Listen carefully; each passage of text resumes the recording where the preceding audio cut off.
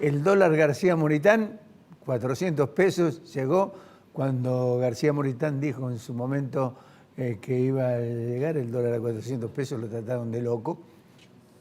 El loco tiene razón, o los locos a veces tienen razón, y está a 400 pesos el dólar hoy aquí en Córdoba, por lo menos. No sé en Buenos Aires, porque no tengo la cifra en Buenos Aires en este momento. Y naturalmente el tema del ANSES. Creo que son temas que ameritan que Alfredo, por lo menos una pinturita, le haga al tema. Alfredo, ¿cómo te va? ¿Qué tal? ¿Cómo estás, Ricardo? Bueno, sí, en Buenos Aires está un poquito menos de 400. Pero bueno, en Argentina, si vos decís el dólar va a estar a 500 y no decís cuándo, algún día va a estar, ¿cierto? Sí, sí. Es como si uno dice, bueno, anda bien mi reloj porque 2 veces al día me da bien la hora, pero es que está parado, ¿no es cierto? O sea que en los pronósticos, vuelvo a insistir en esto, los pronósticos en economía hay que ser un poco más cauto de lo que habitualmente somos en la profesión. Pero vamos sí a este tema. ¿Por qué existe esa brecha tan importante? Bueno, esa brecha existe porque hay una gran desconfianza, porque el gobierno perdió ya la poca credibilidad que había logrado acumular supuestamente el volumen político de Massa como ministro. Y bueno, y estamos en una situación en que el dólar, por supuesto, es caro porque no se consigue. Claro.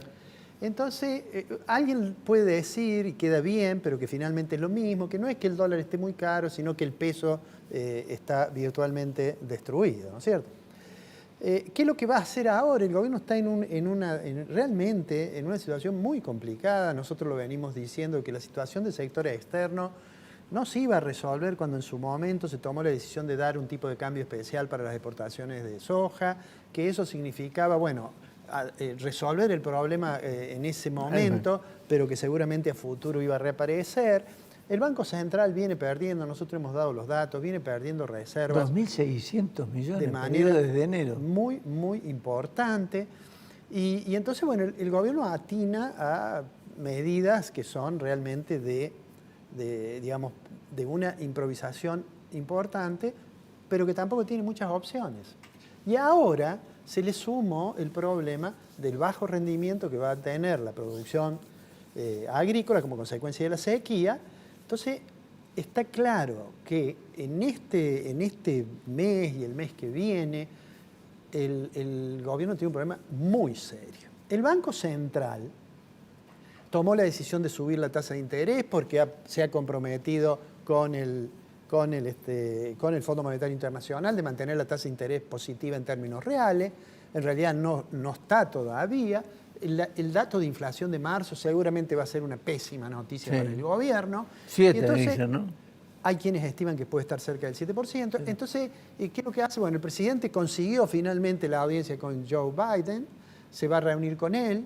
Después que se reúna con Joe Biden va a estar Massa, va a estar Aníbal Fernández. Perdona, el problema con Biden es si se acuerda de lo que habló después con Fernández, bueno, es el tema. Pero además después de esa reunión, ¿no es cierto? Massa se va a juntar con Cristalina Georgieva, la directora gerente del fondo, obviamente para decir, mira, tenemos que volver a bajar la restricción, la meta, perdón, de acumulación de reservas.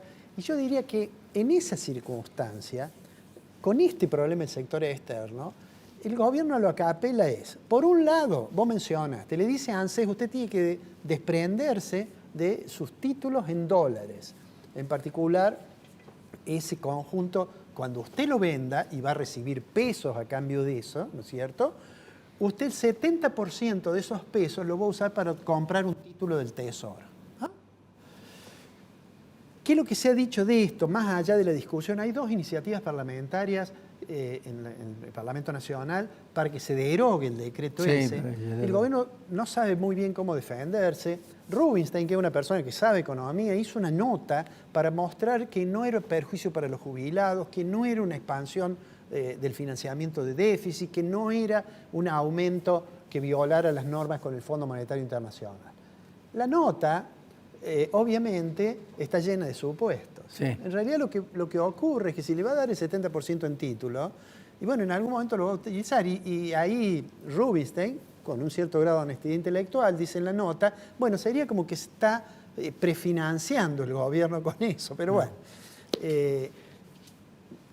No quiero entrar en esa discusión si que los perjudica a los jubilados, que no los perjudica, que, digamos, el hecho concreto es que el gobierno tiene un problema en sectores externos de una magnitud tal y tiene una falta de credibilidad en los agentes económicos tan importante que va apelando a distintos mecanismos, que tiene una gran imaginación y va usando los recursos que encuentra. Y encontró lo de ANSES, que claramente es una medida que no sabemos si la va a poder concretar, porque ahora ha decidido, ante las críticas, que la Universidad de Buenos Aires haga un dictamen sobre eso.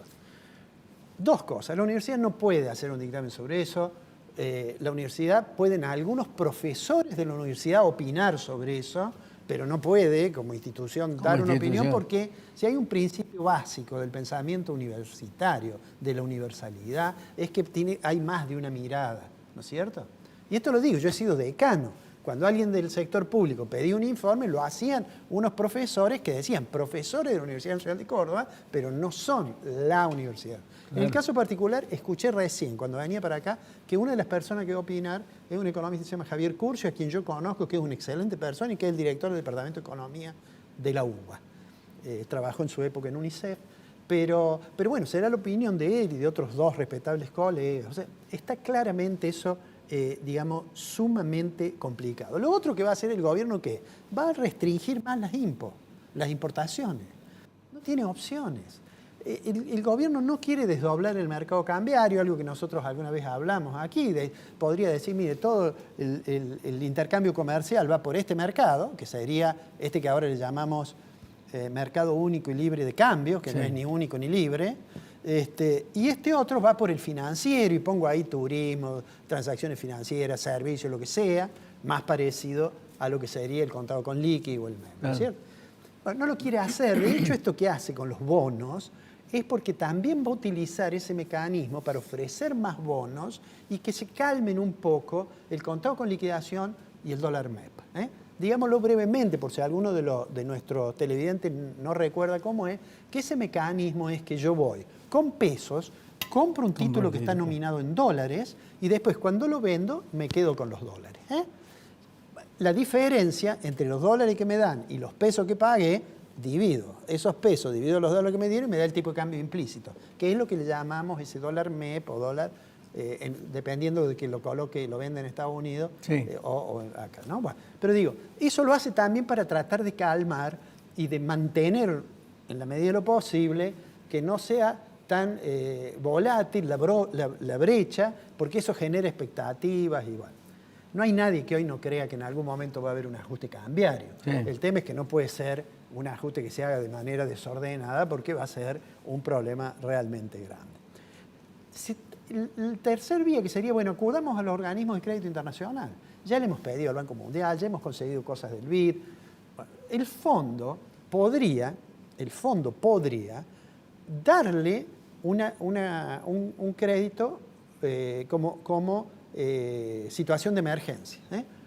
El fondo tiene esa posibilidad. Lo que pasa es que para eso tenemos que tener un comportamiento más o menos parecido al que el fondo quiere. Y entonces hay que discutir las metas, a ver cómo queda eso definitivamente. Mientras tanto, el gobierno, aunque no lo dice explícitamente, va tratando de hacer el ajuste que puede. La inflación le ayuda a ajustar el gasto público, particularmente salario, y a su vez va tomando medidas como aumentar la tasa de interés, o como desde ayer, claramente cuando uno mira la evolución del tipo de cambio, ve que se ha acelerado un poquito la devaluación. ¿Y por qué se aceleró un poquito la devaluación? Porque saben que marzo le va a dar mal. No.